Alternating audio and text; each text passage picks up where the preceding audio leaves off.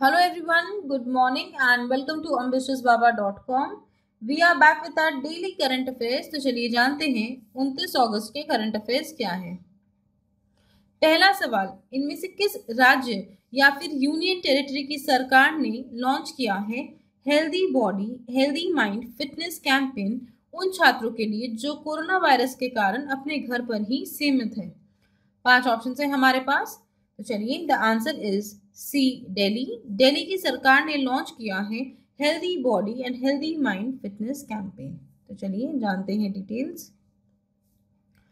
तो हमने क्वेश्चन में ही पढ़ लिया है कि दिल्ली की सरकार ने एक फिटनेस कैंपेन लॉन्च किया है जिसका नाम है healthy body and healthy mind उन छात्रों के लिए जो कोरोना वायरस के कारण अपने घर पर ही सीमित है। जैसा कि आप जानते हैं कि मार्च से ही सभी स्कूल्स और कॉलेज बंद है, तो इनसे जो बच्चे हैं वो काफ़ी ज़्यादा डिप्रेस्ड हो रहे हैं, काफ़ी परेशान हो रहे हैं और इनसे जो उनकी फिजिकल एक्टिविटीज़ है वो बिल्कुल ही ख़त्म हो गई है। इसी के लिए एक यूट्यूब चैनल स्टार्ट किया गया है जिसका नाम healthy body healthy mind campaign के तहत, जिसमें हर वेडनेसडे को एक वीडियो अपलोड की जाती है और जो भी स्टूडेंट्स अपने माइंड को हेल्दी रखना चाहते हैं, अपनी बॉडी को हेल्दी रखना चाहते हैं, वो इस चैनल के माध्यम से वहाँ पर जो भी ट्रेनिंग्स या फिर एक्सरसाइजेस वगैरह होती हैं, फिजिकल एक्सरसाइजेस, वो देख सकते हैं और पूरे सप्ताह वो कंटिन्यू कर सकते हैं ताकि फिजिकल फिटनेस मेंटेन की जा सके। इसके अलावा हेल्दी माइंड के लिए दिल्ली की सरकार ने इसी कैंपेन के तहत लॉन्च किया था एंटरप्रेन्योरल माइंडसेट बूट कैंप। ये 10 जून से 26 अगस्त 2020 तक चला था और जिसमें जो भी यंग माइंड्स हैं, जो भी हमारे स्टूडेंट्स हैं, चाहे वो स्कूल्स के हो या कॉलेज के हो, उनके अंदर एंटरप्रेन्योरशिप जो स्किल्स है उसे इनकॉर्पोरेट किया गया था। चलिए बढ़ते हैं अगले क्वेश्चन की तरफ। दूसरा सवाल, भारत का पहला इंटरनेशनल वुमेन ट्रेड सेंटर इनमें से किस राज्य में स्थापित किया जा रहा है। 5 ऑप्शन है हमारे पास। तो चलिए the answer is D Kerala. Kerala में भारत का पहला international women trade centre setup किया जा रहा है। तो चलिए जानते हैं डिटेल्स। तो जैसा कि हमने क्वेश्चन में ही पढ़ा है कि केरला में स्थापित किया जाएगा भारत का पहला इंटरनेशनल वुमेन्स ट्रेड सेंटर और ये किया जा रहा है हमारी United nation sustainable development goals के तहत और केरला के अंगावाली में इसे सेटअप किया जाएगा। इससे जो भी हमारी महिलाएं हैं उन्हें एम्पावर किया जाएगा, उन्हें आप कह सकते हैं प्रमोट किया जाएगा ताकि जो वो भी उनके स्किल्स वगैरह हैं उसे वो और ज़्यादा एसेलरेट कर सके, अपने स्किल्स को एसेलरेट कर सके, दुनिया में ग्लोबली प्रमोट कर सके। सो इस चीज़ का बढ़ावा उन्हें दिया जाएगा। इसके अलावा ये जो इंटरनेशनल वुमेन ट्रेड सेंटर है ये एक ऐसी जगह बनाई जा रही है जो कि औरतों के लिए एक सेफ प्लेस हो अवे फ्रॉम देयर हाउस। इसमें चाहे वो अपने आर्ट फॉर्म्स हो या कल्चरल फॉर्म्स हो, ये जो भी स्किल्स वगैरह है वो शोकेस कर सकते हैं, चाहे वो म्यूज़िक हो, डांस हो, थिएटर हो। इसके लिए अलग अलग वहाँ पर जगह बनाई जाएगी। इसके अलावा यहाँ पर एक डे केयर और क्रैश की फैसिलिटी भी अवेलेबल होगी उन यंग मदर्स के लिए जो अपना कौशल दिखाना चाहती है और अपने प्रोडक्ट्स को ग्लोबली मार्केट करना चाहती हैं। इससे उनके बिजनेसेस को काफ़ी ज़्यादा फायदा होगा। जिनके पास बिजनेस नहीं है वो अपने कौशल से इन बिजनेसेस को सेटअप कर सकेंगी और जिनके ऑलरेडी एग्जिस्टिंग बिजनेस भी है उसे एक्सपैंड किया जाएगा। इससे जो जेंडर पैरिटी है मेन और वुमेन के बीच में, उनके इनकम के बीच में, उसे कम करने की पूरी कोशिश की जाएगी। चलिए बढ़ते हैं तीसरे क्वेश्चन की तरफ। तीसरा सवाल, जापान के प्रधानमंत्री का नाम बताइए जिन्होंने हाल ही में इस्तीफा दिया है हेल्थ कंसर्न्स के कारण। 5 ऑप्शन है हमारे पास। तो चलिए the answer is C Shinzo Abe. Shinzo Abe ने हाल ही में इस्तीफा दिया है अपने हेल्थ कंसर्न्स के कारण। तो चलिए जानते हैं डिटेल्स। तो जैसा कि हमने क्वेश्चन में ही पढ़ा है कि जापान के प्रधानमंत्री शिंजो एबे ने 28 अगस्त को अनाउंस किया है कि वो रिजाइन कर रहे हैं अपने प्रधानमंत्री के पद से ड्यू टू डिक्लाइनिंग हेल्थ। वो कई वर्षों से क्रॉनिक जो बीमारी है अल्सरेटिव कोलाइटिस उससे लड़ रहे थे और वो जापान की हिस्ट्री में लॉन्गेस्ट सर्विंग प्रधानमंत्री हैं। वो इस पद पर तब तक बरकरार रहेंगे जब तक नए प्रधानमंत्री का चुनाव नहीं हो जाता। इसको लेके काफी ज्यादा चर्चा हाल ही में हुई थी, बिकॉज वो 2 बार हॉस्पिटल्स ऑलरेडी जा चुके हैं फॉर अनस्पेसिफाइड मेडिकल चेकअप्स। तो चलिए अब बात करते हैं जापान के बारे में। जापान की राजधानी है टोक्यो और जापान की करेंसी है जापानीज येन। चलिए बढ़ते हैं चौथे क्वेश्चन की तरफ। चौथा सवाल, इनमें से किस बैंक ने अडोब के साथ साझेदारी की है जिसके तहत वो अपना कस्टमर एक्सपीरियंस को और ज़्यादा एनहांस करेंगे? 5 ऑप्शन है हमारे पास। तो चलिए the answer is D, HDFC bank. HDFC bank ने साझेदारी की है विद अडोब। तो चलिए जानते हैं डिटेल्स। तो जैसा कि हमने क्वेश्चन में ही पढ़ा है कि HDFC बैंक ने हाल ही में एक स्ट्रैटेजिक पार्टनरशिप की है विद द अडोब, जिसके तहत वो अपने कस्टमर्स का जो डिजिटल एक्सपीरियंस जर्नी है उसे और ज़्यादा इम्प्रूव कर सके, उसे और ज़्यादा पर्सनलाइज बना सके। और HDFC का ऐसा मानना है कि ये जो साझेदारी है ये एनेबल करेगी उन्हें पर्सनलाइज डिजिटल एक्सपीरियंसेस अपने जो एग्जिस्टिंग क्लाइंट्स हैं उन्हें प्रोवाइड करने के तहत, और इसके अलावा जो नए कस्टमर्स हैं उन्हें भी पर्सनलाइज डिजिटल एक्सपीरियंस मिलेगा एनी टाइम एंड एनीवेयर। चलिए बढ़ते हैं 5वें क्वेश्चन की तरफ। 5वां सवाल, इनमें से किस संगठन के साथ हाल ही में एरिक्सन ने साझेदारी की है जिसके तहत वो स्कूल की इंटरनेट कनेक्टिविटी को मैप करेंगे 35 कंट्रीज में by the end of 2023? 5 option है हमारे पास। तो चलिए the answer is a, UNICEF यानी कि यूनाइटेड नेशन चिल्ड्रंस फंड के साथ एरिक्सन ने साझेदारी की है जिसके तहत वो 35 देशों के स्कूल इंटरनेट कनेक्टिविटी को मैप करेंगे। तो चलिए जानते हैं डिटेल्स।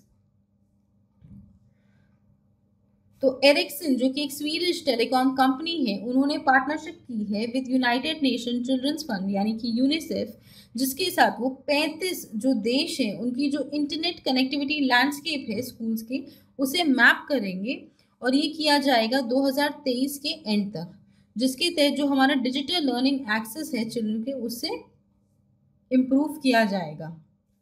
तो जैसा कि आप जानते हैं कि कोविड-19 के कारण सभी स्कूल्स और कॉलेजेस बंद है, और इसमें सबसे ज़्यादा मुसीबत उन स्टूडेंट्स को हुई है जो बहुत ज़्यादा रिमोट एरियाज में है जहाँ पर इंटरनेट वगैरह की कनेक्टिविटी नहीं है। सो इसीलिए ये जॉइंट इनिशिएटिव किया गया है as a part of the Giga initiative, जो कि लॉन्च किया गया था by UNICEF and International Telecommunication Union के साथ। गीगा इनिशिएटिव लॉन्च किया था सितंबर 2019 में, जिसके तहत उनका ये मकसद है कि वो हर स्कूल और उनके सराउंडिंग कम्युनिटीज़ में इंटरनेट कनेक्शन प्रोवाइड कर सके।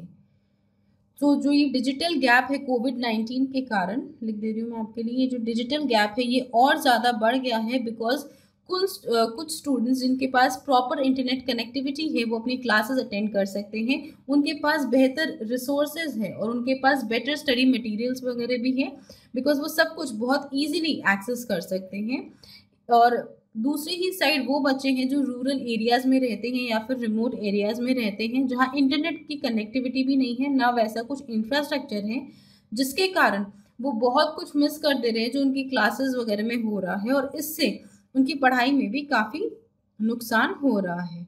तो इसीलिए इसी को मद्देनज़र रखते हुए यूनिसेफ और इंटरनेशनल टेलीकम्युनिकेशन यूनियन ने सितंबर 2019 में लॉन्च किया था गीगा इनिशिएटिव।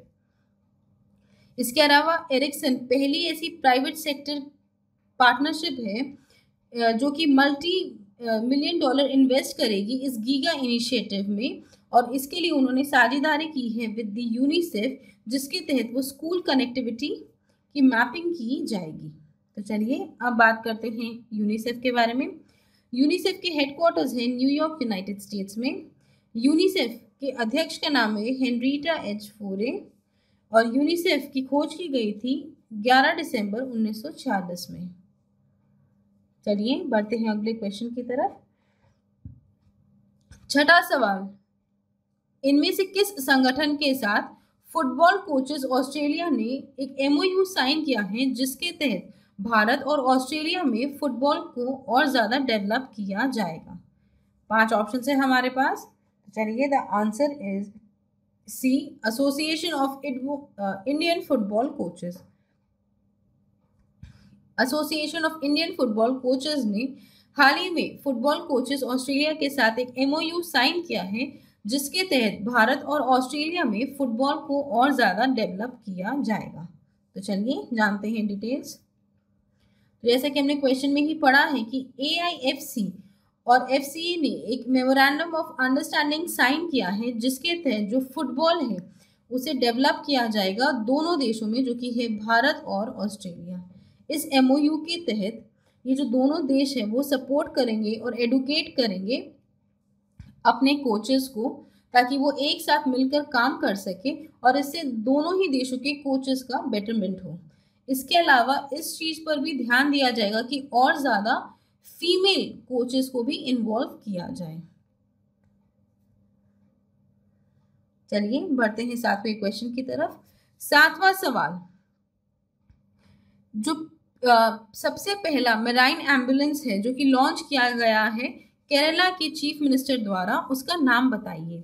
5 ऑप्शन है हमारे पास। तो चलिए, the answer is a, Pratiksha. Pratiksha is the first ever marine ambulance जिसे लॉन्च किया है केरला के मुख्यमंत्री ने। तो चलिए बात कर लेते हैं। ये जो फर्स्ट एवर मेराइन एम्बुलेंस है, इसे लॉन्च किया गया है mainly for the fisherman. Annually हर साल लगभग 30 से ज़्यादा जो हमारे मछुआरे हैं उनकी जान जाती है, तो उनके लिए लॉन्च किया गया है इसे। और इसकी जो कॉस्टिंग है वो है 6 करोड़ 8 लाख रुपए पर एम्बुलेंस। और अभी इंट्रोडक्टरी तौर पर टोटल में 3 एम्बुलेंस लॉन्च किए गए हैं, जिसकी कुल कॉस्टिंग है 18 करोड़ 24 लाख। चलिए जानते हैं डिटेल्स। तो जैसा कि हमने क्वेश्चन में ही पढ़ा है कि केरला के मुख्यमंत्री श्री पिनराई विजयन ने इनॉग्रेट किया है प्रतीक्षा, जो कि है मेराइन एम्बुलेंस, 27 अगस्त 2020 को। टोटल उन्होंने 3 मेराइन एम्बुलेंस लॉन्च किया है और इसे बनाया गया है बाय कोचिन शिपयार्ड लिमिटेड। और सिर्फ ये मेनली बनाया गया है हमारे डिपार्टमेंट ऑफ फिशरीज के लिए। और बाकी जो 2 एम्बुलेंस है उनका नाम है प्रत्याशा और करुणा, और उसे भी सेम डे यानी कि 27 अगस्त को ही लॉन्च किया गया था। इस एम्बुलेंस में 10 बेड्स की फैसिलिटी है और इसमें 5 लोगों को एक साथ इंटेंसिव केयर दिया जा सकता है। इसके साथ साथ यहाँ पर मेडिसिन का स्टॉक ऑलवेज अवेलेबल रहेगा, पैरामेडिकल स्टाफ अवेलेबल रहेगा और 4 रेस्क्यू टीम स्क्वाड भी अवेलेबल रहेंगे, ताकि कोई भी एक्सीडेंट हो मछुआरों का तो उन्हें बचाया जा सकता है। इसके अलावा यहाँ पर पोर्टेबल मॉर्चुरीज भी अवेलेबल रहेंगी।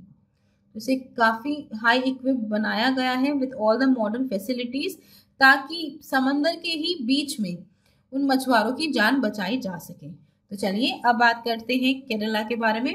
केरला का कैपिटल है त्रिवंतपुरम। केरला के मुख्यमंत्री का नाम है पिनराई विजयन और केरला के गवर्नर का नाम है आरिफ मोहम्मद खान। चलिए बढ़ते हैं अगले क्वेश्चन की तरफ। 8वां सवाल,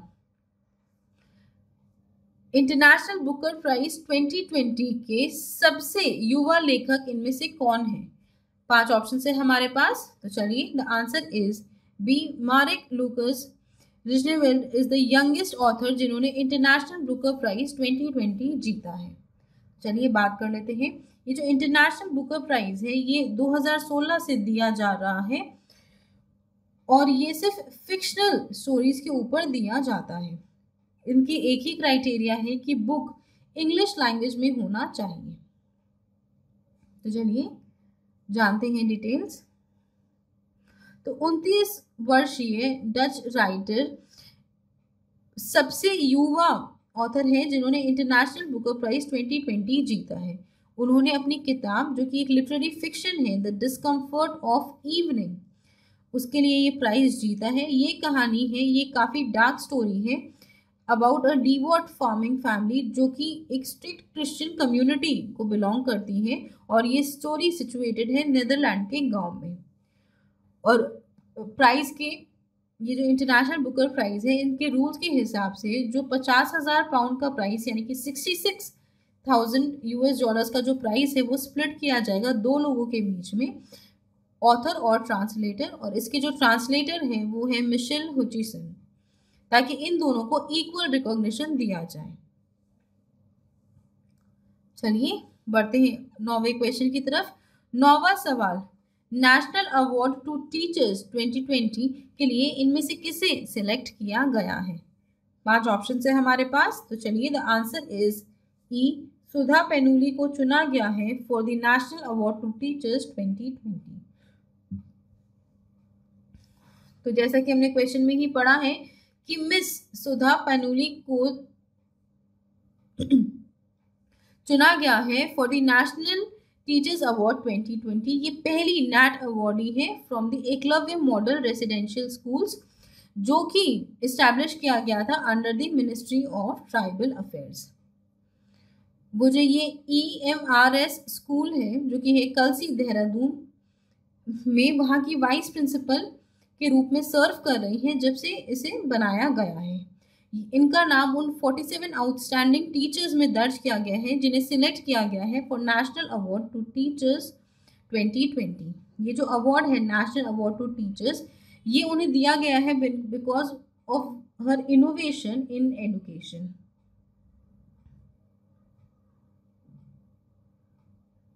वो कई सारी इनोवेटिव चीज़ लाई थी अपने स्कूल में जिसके लिए उन्हें ये अवार्ड दिया गया है, जैसे कि एकलव्य बर्थडे गार्डन, ऐसी कुछ इनोवेटिव चीज़ें वो लेके आई थी जिनके कारण उन्हें ये अवार्ड दिया गया है। चलिए बढ़ते हैं आज के आखिरी क्वेश्चन की तरफ। 10वां सवाल, इनमें से इनमें से किसने रिलीज की है बुक जिसका नाम है national security challenges young scholars perspective? 5 option है हमारे पास, तो चलिए the answer is E, general Manoj Mukund Naravane ने रिलीज की है ये बुक जो कि नेशनल सिक्योरिटी पर है, जिसका नाम है national security challenges young scholars perspective. तो इंडियन आर्मी के चीफ जनरल मनोज मुकुंद नरवाने ने रिलीज की है एक किताब जिसका नाम है national security challenges young scholars perspective, और ये उन्हीं के यूनिवर्सिटी स्टूडेंट्स ने ये किताब लिखी है जो अंडर ग्रेजुएट लेवल से डॉक्टोरियल कैंडिडेट्स हैं, उन लोगों ने मिलकर ये किताब लिखी है और ये पब्लिश की गई है आर्मी के think tank centre for land warfare studies यानी कि क्लॉज ने इसे पब्लिश की है। और इसका मकसद यही है कि जो हमारी युवा पीढ़ी है उनमें स्ट्रैटेजिक थिंकिंग को डेवलप किया जाए। तो चलिए with this we come to the end of today's class.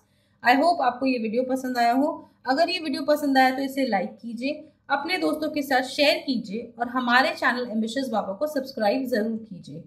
Also please visit our website test.ambitiousbaba.com, जहाँ पर आपको कई सारे ऑनलाइन मॉक टेस्ट मिल जाएंगे, चाहे वो बैंकिंग के हो, SSC के हो, रेलवे के हो, जैब के हो, कैब के हो या फिर पैरा 13.2 के हो। इस वेबसाइट पर जाकर आप डायरेक्टली उसे परचेज कर सकते हैं और उसके बाद आप उसे एक्सेस कर पाएंगे 24/7, चाहे हमारे वेबसाइट पर हो या फिर हमारे मॉक टेस्ट वाले ऐप पे हो। इसके अलावा कोई भी सजेशन हो, कोई शिकायत हो तो हमें ज़रूर नीचे कमेंट करके बताइए, हमें उसका इंतज़ार रहेगा। Thank you friends, that's all for today and have a great day.